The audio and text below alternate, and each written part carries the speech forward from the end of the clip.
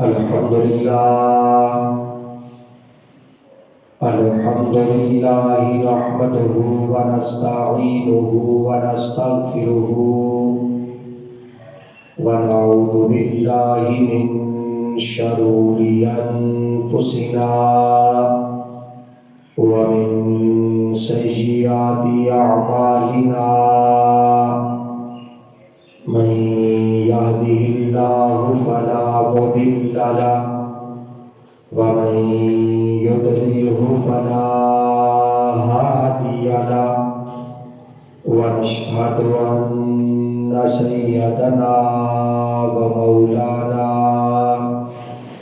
وملجأنا ومأوانا غوثنا وغياثنا مستغيثنا نورنا ونور إيماننا أما بعد فقد قال الله تبارك وتعالى في القرآن المجيد والفرقان الحميد أعوذ بالله من الشيطان الرجيم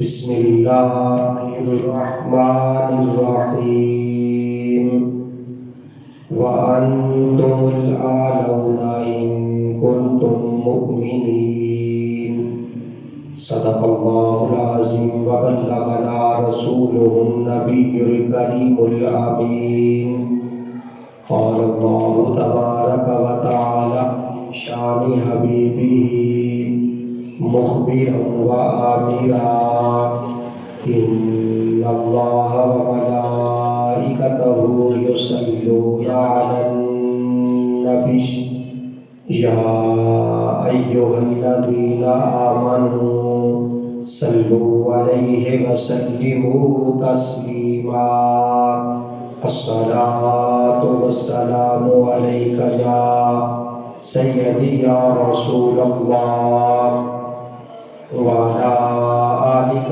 وأصحابك يا سيدي يا حبيب الله الصلاة والسلام عليك يا إمام الأنبياء والمرسلين وعلى آلك وأصحابك يا خاتم النبيين الصلاة والسلام عليك يا خير خلق الله وعلى آلك وأصحابك يا محمد رسول الله صلی اللہ علیہ وسلم۔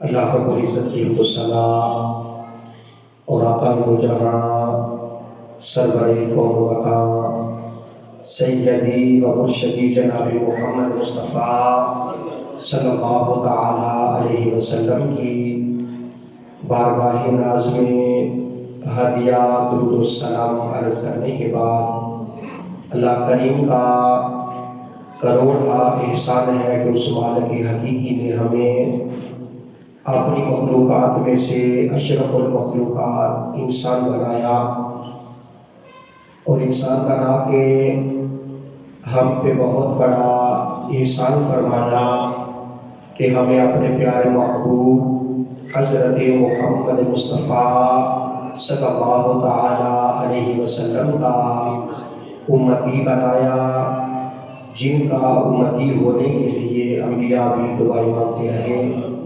تو برادران اسلام، میں نے قرآن کریم فرقان حمید کی ایک مختصر سی آیت کریمہ پڑھنے کی سعادت حاصل کی ہے۔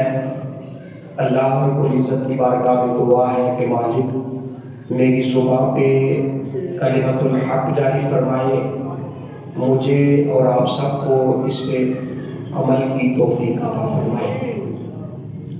میرے بھائیوں، آج کا جمعہ المبارک ماہ ربیع الثانی شریف کا غالباً آخری جمعہ المبارک ہے، تو اس ضمن میں میں نے قرآن کریم فرقان حمید کی جو آیت کریمہ پڑھنے کی سعادت حاصل کی ہے، اس میں اللہ رب العزت نے مسلمانوں سے خطاب فرمایا اور فرمایا وَأَنْتُمُ الْأَعْلَوْنَ إِن كُنتُم مُؤْمِنِينَ، فرمایا تم ہی غالب رہو گے اگر تم مومن ہو۔ امت مسلمہ کے حالات کسی سے ڈھکے چھپے نہیں ہیں۔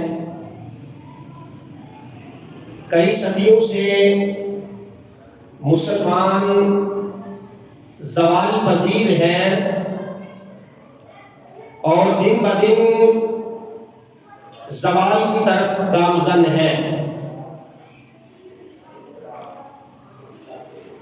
عرب میں دیکھیں یا عجب میں دیکھیں،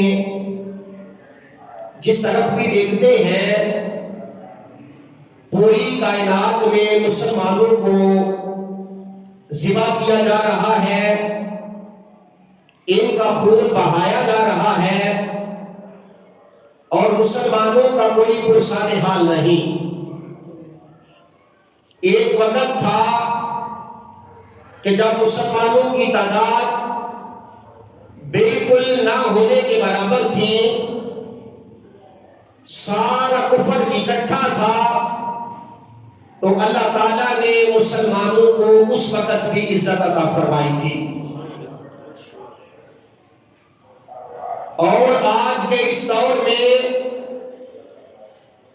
جہاں ایک اندازے کے مطابق 2.25 ارب مسلمان ہیں اور خیریت کے ساتھ 57 اسلامی ممالک بھی ہیں، اور اگر اسلامی جمہوریہ پاکستان کو دیکھا جائے تو اللہ کے فضل و کرم سے ایٹمی پاور بھی ہے۔ اس کے ہوتے ہوئے اور بہت سارے معاملات ہیں کہ اللہ تعالیٰ نے مسلمانوں کو ظاہری طور پہ بہت ساری چیزیں عطا فرمائی ہیں۔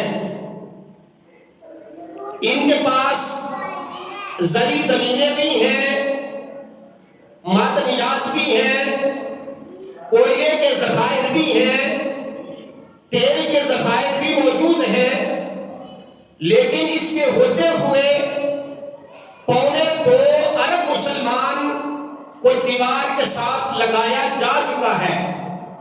یعنی یہ کوشش کی جا رہی ہے، اتنے مسلمانوں کو دیوار کے ساتھ لگایا جا چکا ہے، اور بعض فلاسفر ٹی وی چینلز کے اوپر بیٹھ کے کہتے ہیں کہ بھائی جس طرح مسلمانوں کو ترقی کرنا چاہیے تھی، ایسے مسلمانوں نے ترقی نہیں کی، یہ ایجادات میں پیچھے رہ گئے ہیں، ان کے معاشی حالات خراب ہیں، اس وجہ سے مسلمان اس معاشرے میں پریشان ہیں۔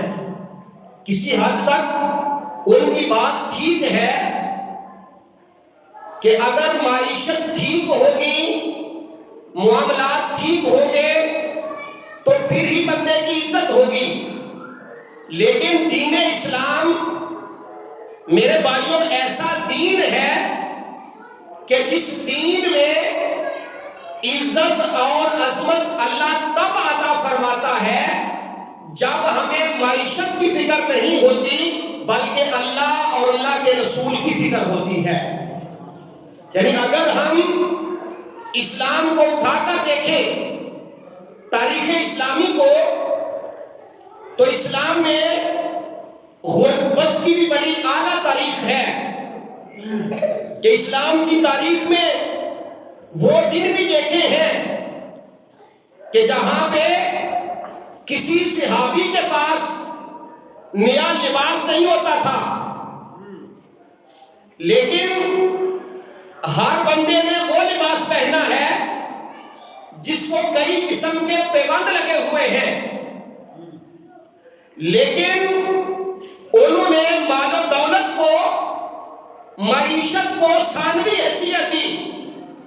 انہوں نے کہا سب سے پہلے ایمان ہے پھر صاحب قرآن جو ہے ان سے تعلق کو مضبوط رکھا ہے، اور جو لوگ قرآن اور صاحب قرآن سے وابستہ ہو جاتے ہیں اللہ تعالیٰ ان کی دنیا بھی بہتر فرما دیتا ہے، ان کی قبر و حشر کو بھی اللہ بہتر فرما دیتا ہے۔ صحابہ کرام میں تو جلیل القدر صحابہ تھے۔ جناب بلال حبشی کو دیکھا جائے تو کیا بہت بڑے امیر تھے؟ آپ کو غلام تھے، بکتے بکاتے آئے۔ جناب سلمان فارسی کو دیکھا جائے، آپ بکتے بکاتے سرکار کی بارگاہ میں حاضر ہوئے۔ جناب ابو ذر غفاری کو دیکھا جائے تو کیا وہ بہت امیر تھے؟ وہ امیر نہیں تھے، ان کا تعلق نبی کریم صلی اللہ علیہ وسلم سے مضبوط تھا۔ یہی وجہ تھی کہ غزوہ بدر کے اندر 313 ان کی تعداد تھی، ان کے مقابلے میں آنے والا 1000 تھا، بلکہ سارا کفر اکٹھا ہو گیا تھا۔ ان 313 نے کفر کی اینٹ سے اینٹ بچا کے رکھ دی تھی اور کہا تھا کہ میرا اللہ عزتیں تب عطا فرماتا ہے جب تم دین اسلام کے ساتھ مخلص ہوتے ہو۔ میرے بھائیو، اسلام میں غربت کی بڑی اعلیٰ مثال ہے۔ اسلام نے غربت کے دن بھی دیکھے ہیں، لیکن دن غربت کے ہو یا دن امارات کے ہو، فرمایا اللہ تعالیٰ نے دونوں حال میں مسلمانوں کو عزتیں عطا فرمائی ہیں۔ لیکن آج ہمارا حال جو ہے وہ کسی سے ڈھکا چھپا نہیں۔ غزوہ احد کے موقع پہ نبی کریم صلی اللہ علیہ وسلم کے چچا جناب امیر حمزہ رضی اللہ تعالیٰ عنہ اور حضرت مصعب بن عمیر رضی اللہ تعالیٰ عنہ دونوں صاحب شہید ہو گئے۔ حضور کی پھوپھی جان جناب صفیہ رضی اللہ تعالیٰ عنہا اور حضرت امیر حمزہ کی بہن 2 چادریں آپ لے کے آئیں کہ میں ان چادروں کے اندر اپنے بھائی حضرت امیر حمزہ کو کفن دوں گی۔ تو میرے اور آپ کے آقا مولا نے فرمایا پھوپھو جان آپ 2 چادریں لے کے آئی ہیں، ایک چادر ہم اپنے چچا حضرت امیر حمزہ کو دیں گے اور ایک چادر مصعب بن عمیر کو دیں گے۔ یہ مصعب بن عمیر کون تھا؟ یہ سرکار کا وہ صحابی ہے کہ مکہ مکرمہ میں میرے اور آپ کے آقا مولا فرماتے ہیں مکہ مکرمہ کے اندر اتنا اچھا لباس پہننے والا اور اتنی اچھی خوشبو لگانے والا کوئی شخص نہیں تھا جتنا عمدہ اور خوشبودار لباس مصعب بن عمیر پہنتا تھا۔ فرماتے جس گلی سے گزرتے تھے کافی وقت تک خوشبو آیا کرتی تھی اور لوگ جان لیتے تھے کہ مصعب بن عمیر یہاں سے گزر کر گئے ہیں۔ مصعب بن عمیر گزر رہے تھے، میرے اور آپ کے آقا کی نظروں میں آ گئے، اور جو سرکار کی نظروں میں آ جاتا ہے خدا کی قسم وہ دنیا اور آخرت میں کامیاب ہو جاتا ہے۔ مصعب بن عمیر صحابی رسول بنے، سرکار کی زلفوں کے اسیر بن گئے۔ پہلے اعلیٰ لباس پہنتے تھے، اعلیٰ خوشبو لگاتے تھے۔ ماں کافرہ تھی، کہنے لگی بیٹے دین اسلام چھوڑ دے۔ آپ نے کہا اماں جان میرے بدن سے جان تو جا سکتی ہے، محمد عربی کا دامن میں نہیں چھوڑ سکتا۔ اس نے کہا بیٹے یہ سارا عیش و عشرت میری وجہ سے ہے، اعلیٰ لباس میں لے کے دیتی ہوں، اعلیٰ خوراک میں دیتی ہوں، اعلیٰ خوشبو میں مہیا کرتی ہوں، میں سارا کچھ واپس دے دوں گی۔ بیٹے نے کہا اماں جان اگر آپ یہ ساری چیزیں بھی لے لیں، میرے بدن سے جان بھی لے لیں، تب بھی میں محمد عربی کا کلمہ نہیں چھوڑ سکتا۔ حالات اتنے خراب ہو گئے، مصعب بن عمیر مکہ مکرمہ سے ہجرت کر کے حبشہ کی طرف چلے گئے، جو پہلی ہجرت مسلمانوں نے کی۔ جب حالات بہتر ہوئے تو مصعب بن عمیر حبشہ سے جب مکہ مکرمہ آئے تو آپ نے ایک چادر پہن رکھی تھی، صرف ایک ہی چادر تھی، اس کو بھی پیبند لگے ہوئے تھے۔ میرے آقا نے مصعب بن عمیر کو دیکھا تو آنکھوں سے آنسو جاری ہو گئے۔ آپ نے فرمایا مصعب بن عمیر وہ تھا جو مکہ مکرمہ میں سب سے اعلیٰ لباس پہنتا تھا، میرا مصعب بن عمیر وہ تھا مکہ مکرمہ میں سب سے اعلیٰ خوشبو لگاتا تھا، اسلام میں آیا تو اس کے سارے معاملات خراب ہو گئے۔ ایک روایت کے مطابق یہ مکہ مکرمہ سے مدینہ منورہ بھی ہجرت کر کے گئے۔ کہتے جب سرکار مدینہ منورہ چلے گئے تو جب یہ مکہ سے مدینہ گئے تو آپ نے یہ بکرے کی کھال کا لباس پہن رکھا تھا۔ میرے بھائیوں، ان صحابہ نے اپنے لباس کو نہیں دیکھا، اپنا کردار پیش کیا، تن من تن قربان کیا، پھر اللہ نے دنیا میں بھی عزت عطا فرمائی اور اللہ نے فرمایا کُلًّا وعد اللہ الحسنیٰ، میرے حضور کے ہر صحابی کے ساتھ اللہ نے جنت کا وعدہ فرما دیا۔ آپ مصعب بن عمیر رضی اللہ تعالیٰ عنہ ہجرت کر کے مدینہ منورہ گئے، غزوہ احد پیش آیا، اب حضرت مصعب بن عمیر کی شہادت ہو گئی۔ احد کے مقام پہ 70 صحابہ ایک وقت میں شہید ہو گئے، جو آج بھی مدینہ منورہ میں شہداء کا جو مقبرہ ہے وہ مشہور ہے۔ آپ نے فرمایا مصعب بن عمیر کو میرے چچا حضرت امیر حمزہ کے ساتھ دفن کیا جائے گا۔ جب وہ چادریں لائی گئیں تو آپ کو چادر دے دی گئی، حضرت امیر حمزہ کا سارا جسم ڈھک گیا۔ اب مصعب بن عمیر والی چادر چھوٹی تھی، اگر سر ڈانپتے تھے تو قدم ننگے ہو جاتے تھے، قدم ڈانپتے تھے تو سر ننگا ہو جاتا تھا۔ میرے آقا نے فرمایا سر ڈھانپ دیا جائے، ان کے پیروں پہ جو گھاس ہے زخرف اسے ڈال دیا جائے۔ میرے بھائیوں، وہ صحابہ جب 70 شہید ہوئے پھر بھی اللہ تعالیٰ نے انہیں عزت عطا فرمائی۔ لیکن میرے بھائیوں، یہ اسلام کے غربت کے دن ہے، اللہ پھر بھی عزت عطا فرماتا ہے اور حالات ایسے ہو گئے آج ہم کہتے ہیں اگر معیشت خراب ہوگی تو کفر ہمارے اوپر ٹوٹ پڑے گا۔ میرے بھائیوں، جن کی معیشت ٹھیک ہے کیا وہ کفر کے سامنے کھڑے ہونے کے لیے تیار ہے؟ میں نے پہلے بھی عرض کیا تھا کہ آج مسلمان اتنی تعداد ہونے کے باوجود کفر کے سامنے سر نگو ہے، بلکہ کفار کے تلے چڑھ رہے ہیں۔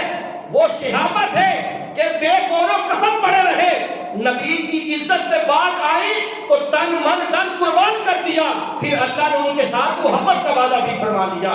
میرے بھائیوں، ایک دن میرے اور آپ کے آقا مولا مسجد نبوی شریف سے باہر نکلتے ہیں، سرکار باہر نکلے، آگے دیکھا کہ حضرت ابو بکر صدیق رضی اللہ تعالی عنہ اور جناب عمر فاروق رضی اللہ تعالی عنہ آپ دونوں صاحب کھڑے ہیں۔ سلام کیا، آپ نے پوچھا کہ ابو بکر و عمر کیسے آئے ہو؟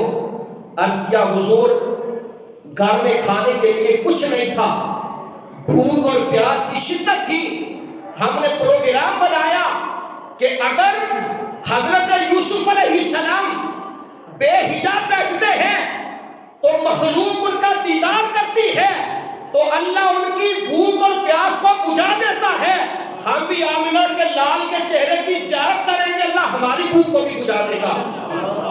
یہ تو حالات تھے اور میرے آقا نے فرمایا میرے صحابہ میں نے بھی کئی دن سے کھانا نہیں کھایا، میں نے بھی کئی دن سے کھانا نہیں کھایا، حالانکہ میرے آقا کو کھانے کی ضرورت نہ تھی۔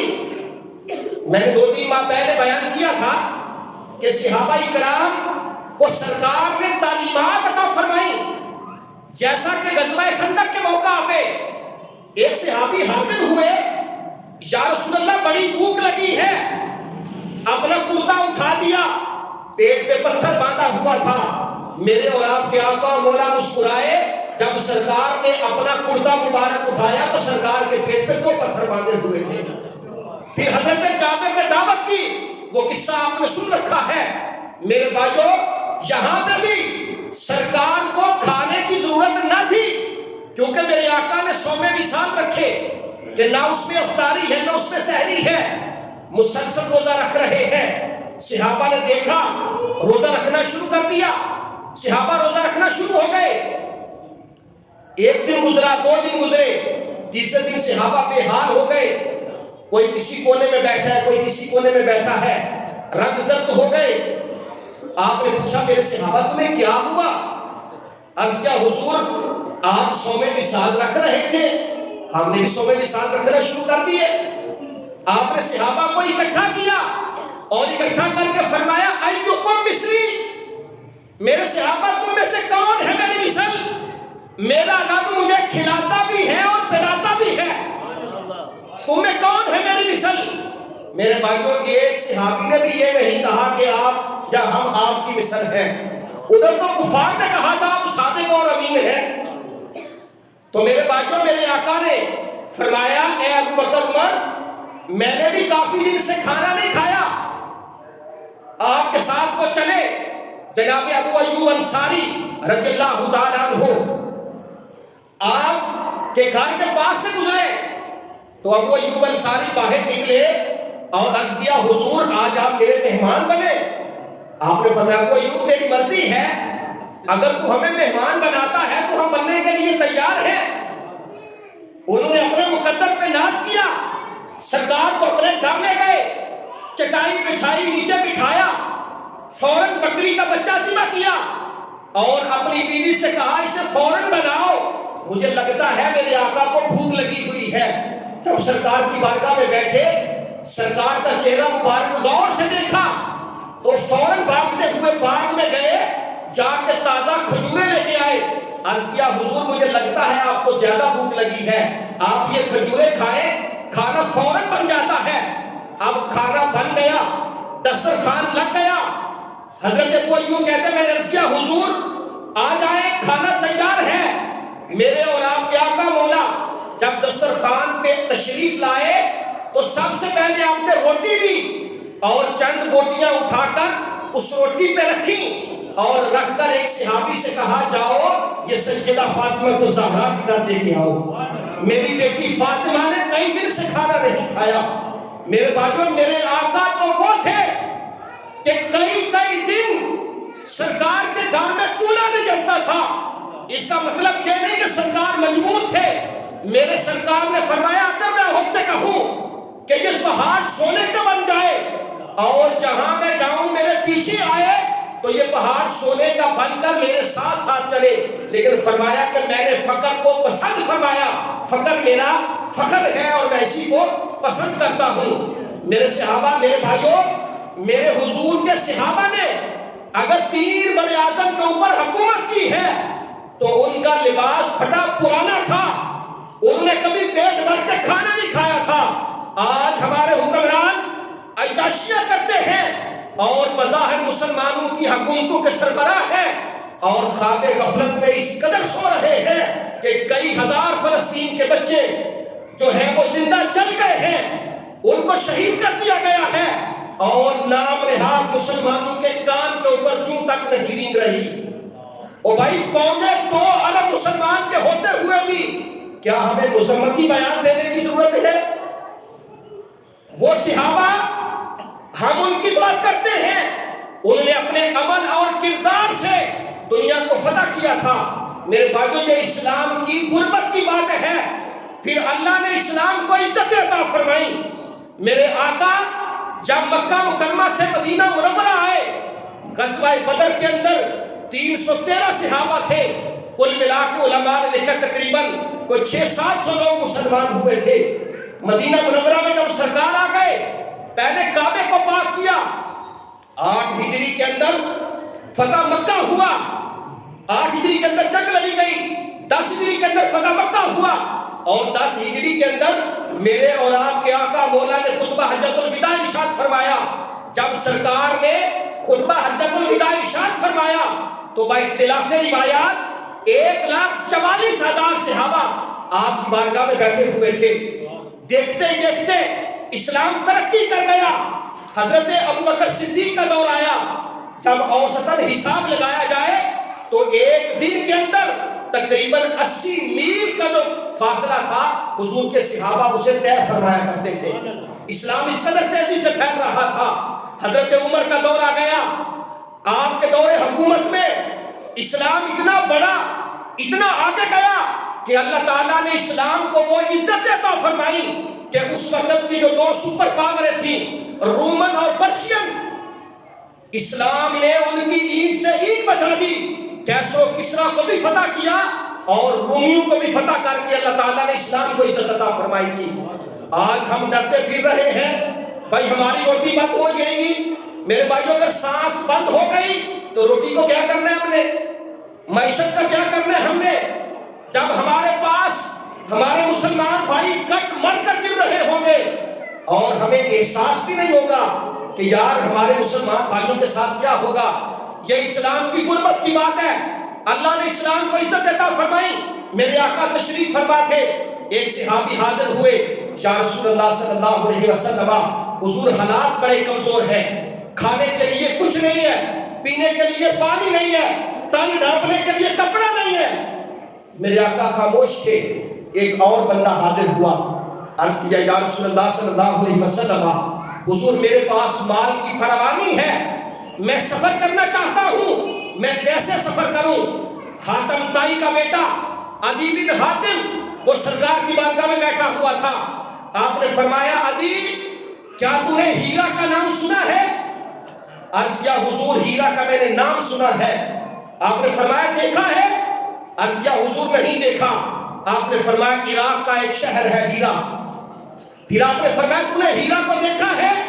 عرض کیا حضور میں نے دیکھا نہیں, ہیرا کا تذکرہ میں نے ضرور سنا ہے. میرے آقا نے فرمایا ہیرا عراق کا ایک شہر ہے.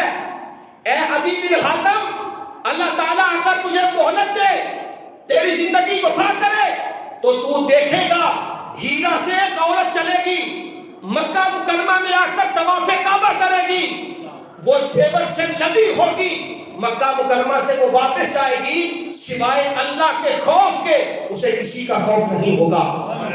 عدی بن حاتم کہتے ہیں میں پریشان ہو گیا کہ جو وادی طی کے کفار ڈاکو ہے, کیا وہ اس وقت مر جائیں گے کہ جو کسی کو مکہ آنے نہیں دیتے, پورے پورے قافلے لوٹ لیتے ہیں. آپ نے فرمایا عدی دیکھنا کہ کوئی ایک عورت ہیرا سے آئے گی اور پھر واپس بھی جائے گی, اسے سوائے اللہ کے خوف کے کسی کا خوف نہیں ہوگا. کہتا میں نے کہا حضور ٹھیک ہے. پھر آپ نے فرمایا اے عدی بن حاتم, کیسر و کسرا کے سارے خزانے اللہ تعالیٰ تیری جھولی میں ڈالے گا. کہتا میں نے عرض کیا حضور کیسر و کسرا کی آپ بات کر رہے ہیں؟ میں نے جب کیا تو سرکار فرمانے لگے ہاں ہے عدی بن حاتم, کیسر و کسرا کو اللہ فتح عطا فرمائے گا, ان کے سارے خزانے تیری جھولی میں آئیں گے. کہتا میں نے کہا حضور ٹھیک ہے. تیسرا آپ نے فرمایا عدی بن حاتم دیکھنا اللہ اسلام کو اتنی عزت عطا فرمائے گا کہ لوگ زکات لے کر گلیوں میں گھومیں گے اور زکات لینے والا کوئی نہیں رہے گا. آپ فرماتے ہیں سرکار نے یہ مجھے 3 باتیں ارشاد فرمائی کہ ایک عورت آئے گی طواف کعبہ کرے گی, اسے کوئی ڈر نہیں ہوگا, کیسر و کسرا کو اللہ فتح عطا فرمائے گا, اور فرمایا پھر اسلام کو اللہ اتنی عزت عطا فرمائے گا کہ زکات دینے والے موجود ہوں گے, لینے والا کوئی نہیں رہے گا. کہتے ہیں وقت گزرتا گیا, پھر میں نے دیکھا کہ اللہ نے اسلام کو عزت عطا فرمائی. اسلام 92 ہجری تک یہاں ہمارے سندھ تک پہنچ گیا, اور ادھر یورپ کا دروازہ جا کر اسلام نے کھٹکھٹایا. 3 بر اعظم کے اوپر اسلام کو اللہ نے فتح عطا فرما دی. کہتے ہیں پھر میں نے دیکھا کہ اسلام کی اتنی عزت ہے, جہاں پہ جائیں اسلام کا پرچم ہی نظر آتا ہے. حضرت عمر رضی اللہ تعالیٰ عنہ, آپ کے بڑے واقعات آپ نے سن رکھے ہیں. بیت المقدس کو آپ نے فتح کیا تھا, میں نے جمعے پہ بیان کیا تھا تھوڑے دن پہلے. بیت المقدس کو فتح کیا, آپ کے جسم پہ جو لباس تھا اسے غالباً 19 قسم کے پیوند لگے ہوئے تھے. عیسائی آپ کو دیکھتے رہے اور اعلان کرتے گئے کہ باہر نکل جاؤ, بیت المقدس کا اثر وارث آ گیا. میرے بھائیوں صرف 90 سال کفار کی وہاں حکومت رہی ہے. 1500 سال میں باقی سب کی حکومت جو رہی وہ مسلمانوں کی وہاں پہ رہی. اور جب عیسائیوں کی حکومت تھی ان کو پتا چل گیا تھا کہ بیت المقدس کے اصل وارث آ گئے ہیں. آج بیت المقدس کو اور وہاں کے باسیوں کو تعداد کیا جا رہا ہے. ان کو پتا ہے کہ بیت المقدس کے جو اصل وارث تھے, ہم نے ان کے جسم سے روح محمدی کھینچ لی ہے, ہم نے انہیں نکما اور نکارا بنا دیا ہے. کسی کو معیشت کی فکر ہے, کسی کو معاشرت کی فکر ہے. میرے بھائیوں جو اصل وارث ہے ان کے ایک ہاتھ میں قرآن تھا، دوسرے ہاتھ میں دامن مصطفیٰ تھا، جدھر جاتے تھے اللہ فتح وسعت عطا فرماتا تھا۔ آپ فرماتے ہیں میں نے دیکھا واقعہ تہامہ کے اندر جناب عمر رضی اللہ تعالیٰ عنہ، آپ نے قوموں کی عزت اور قوموں کی ذلت کو دو لفظوں کے اندر بیان فرما دیا۔ آپ واقعہ تہامہ میں تھے، زاروں کتاب ہونا شروع ہو گئے۔ کسی نے کہا عمر اللہ نے اتنی عزتیں عطا فرمائی ہیں اور آپ بلک بلک کر بچوں کی طرح رو رہے ہیں۔ آپ نے فرمایا میرے ساتھیوں یہ وہ واقعہ تہامہ ہے جہاں پہ عمر کا باپ خطاب مجھے 5 اونٹ کھڑے کرنے کے لیے کہتا تھا تو میرے سے 5 اونٹ قطار میں کھڑے نہیں ہوتے تھے۔ میرے باپ نے مجھے اتنا مارا تھا کہ میں زاروں قطار رویا تھا۔ آج میرے آقا کے دین کی برکت ہے کہ میرے اللہ نے اتنی عزت عطا فرمائی ہے، جانور تو جانور 3 براعظم کے لوگ بھی عمر کے کہنے پہ سیدھے کھڑے ہو جاتے ہیں۔ آپ نے کہا ہم ذلیل قوم تھے، ہم دامن اسلام سے وابستہ ہو گئے، اللہ نے ہمیں عزتیں عطا فرما دی۔ میرے بھائی عدی بن حاتم کہتے ہیں پھر میں نے دیکھا کہ کیسر و کسریٰ جو اس وقت سپر پاور تھا، جو کسی کو مانتا نہیں تھا، آج کے اسرائیل بدماش کی طرح اور امریکہ کی طرح وہ بھی 2 سپر پاوریں تھیں، اللہ نے عمر کو عزت عطا فرمائی۔ پھر آپ نے ایران کے 2 آتش کدے تھے ان کو بھی تہس نہس کیا، کیسر و کسریٰ کی صحیح بجا دی۔ پھر دیکھا کہ وہ سارے خزانے، عدی بن حاتم کہتے ہیں مسجد نبوی سے باہر نکلا تو سارے خزانے مسجد نبوی کے باہر پڑے ہوئے تھے، سارے خزانے باہر پڑے ہوئے تھے۔ اور ان کے جانے کا وقت آیا اور کہنے لگے لوگوں میرے آقا نے مجھے 3 باتیں ارشاد فرمائی تھیں کہ اللہ اسلام کو عزت عطا فرمائے گا۔ میرے اللہ نے اسلام کو عزت عطا فرمائی۔ میرے آقا نے فرمایا کیسر و کسریٰ کا سارے خزانے تیری جھولی میں آئیں گے۔ وہ سارے خزانے میں نے مسجد نبوی کے دروازے پہ دیکھے اور فرمایا اگر میں دنیا سے چلا جاؤں تم دیکھو گے کہ اتنا مال اکٹھا ہوگا، اتنا مال اکٹھا ہوگا کہ زکوٰۃ دینے والے تو موجود ہوں گے، لینے والا کوئی نہیں رہے گا۔ پھر حضرت عمر بن عبدالعزیز کا دور آیا جنہیں ثانی عمر کہا جاتا ہے۔ اللہ نے دین اسلام کو عزت رونق عطا فرمائی۔ فرماتے حضرت سعید رضی اللہ تعالیٰ عنہ کہتے سرکار نے مجھے افریقہ کی طرف بھیجا کہ میں زکوٰۃ اکٹھی کروں۔ کہتے میں نے زکوٰۃ اکٹھی کی، واپس خط لکھا کہ جناب زکوٰۃ کا بہت زیادہ مال جمع ہو گیا ہے۔ تو آپ نے فرمایا کہ اسی جگہ پہ جو لوگ مستحق ہیں انہی میں خرچ کر دو۔ کہتے میں نے خرچ کر دیا، زکوٰۃ لینے والا کوئی نہیں۔ آپ نے فرمایا اگر کوئی شادی کرنا چاہتا ہے اس کی شادی کر دو۔ کہتے میں نے شادیاں بھی کر دی، حق مال بھی ادا کر دیے، جو غلام تھے انہیں بھی آزاد کروا دیا۔ کہا اب بھی پیسے بڑے موجود ہیں، زکوٰۃ لینے والا کوئی نہیں۔ آپ نے فرمایا دانہ خرید کر پہاڑوں کے اوپر بکھیر دو کہ جو جانور ہیں وہ چارہ کھائے۔ میرے بھائیو اسلام تو ایسا مذہب ہے، لیکن اللہ نے جب غربت کا دور تھا اسلام کو تب بھی عزت عطا فرمائی تھی۔ جب اللہ نے مال کی فراوانی عطا فرمائی اللہ نے تب بھی دین اسلام کو عزت عطا فرمائی تھی۔ آج میں اور آپ یعنی کچھ جذباتی تقریریں ہوتی ہیں، میں اور آپ صرف فلسطین والوں کے لیے دعا کر سکتے ہیں اور کچھ نہیں کر سکتے۔ باقی معاملات جو سربراہان مملکت ہوتے ہیں انہوں نے کرنے ہوتے ہیں، اللہ کی بارگاہ میں ہم دعا کر سکتے ہیں کہ اللہ تعالیٰ انہیں بھی غیرت عطا فرمائے اور وہ امت مسلمہ کے لیے کچھ کر سکے۔ میرے بھائیو اسلام ایک ایسا مذہب تھا، آپ کہیں گے کہ آپ 1400 سال پہلے کی بات کرتے ہیں، 100 سال پیچھے چلے جائیں تو اس خطے کے اوپر چند سال پہلے انگریزوں کی حکومت تھی، سارے لوگ انگریزوں کے غلام تھے اور ایک بھیک مانگنے والا مسلمان بادشاہی مسجد کے دروازے پہ کھڑا تھا۔ ایک انگریز آیا، اس کے ساتھ کچھ لوگ تھے، کہتا میں نے بھیک مانگی، اس نے مجھے کچھ پیسے دیے، پیسے دے کر جب وہ روانہ ہونے لگا تو اس کا پرس جو تھا وہ نیچے گر گیا۔ اس بیکاری نے دوڑ کر وہ پرس پکڑا اور اسے اپنے پاس محفوظ کر لیا. گینٹو کھڑا رہا کہ وہ انگریز واپس آئے گا اور میں اس کا پرس جو ہے اسے واپس کر دوں گا. کہتا اسے بڑا ڈھونڈا کو نہ ملا. کئی دن انتظار کرتا رہا. 1 سال گزر گیا. سال گزرنے کے بعد دیکھا کہ وہی جو ایک انگریز تھا کسی اپنے اور دوست کو لے کر بادشاہی مسجد کا وزٹ کروانے کے لیے لے کے آیا. تو کہتے ہیں میں نے اسے کہا کہ آپ 1 سال قبل آئے تھے. اس نے کہا بالکل میں آیا تھا. آپ کا ایک پرس گم ہو گیا تھا. اس نے کہا گم ہو گیا تھا کوئی بات نہیں, کیونکہ غلاموں کے اوپر حکمران تھے, انہیں پیسے کی کیا فکر تھی.